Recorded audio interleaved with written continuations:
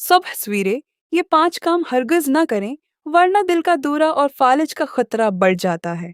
सुबह के वक्त हमारा खून गाढ़ा होता है और ब्लड प्रेशर कुदरती तौर पर ज्यादा होता है, इसलिए एहतियात जरूरी है।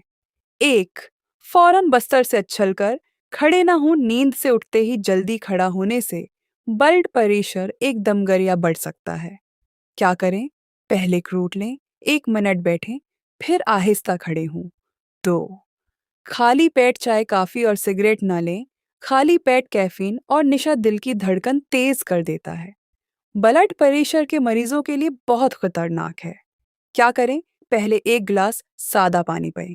3, सुबह सवेरे भारी वर्जिश या वजन न उठाएं। जागते ही भागना, जंप करना या वजनी चीज उठाना दिल पर अचानक दबाव डालता है।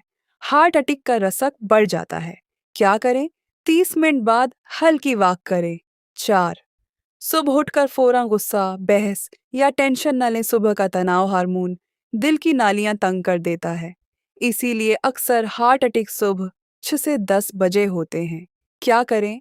5 मिनट गहरी सांस लें, अल्लाह का जिक्र करें। 5, नाश्ते में तली हुई और नमकीन चीजें ना खाएं। पराठा, पकौड़े, अचार और बहुत ज्यादा चाय शुक्र खून को गाढ़ा कर देती हैं। क्या करें? नाश्ते में दलिया, अबला अंडा, फल और पानी लें।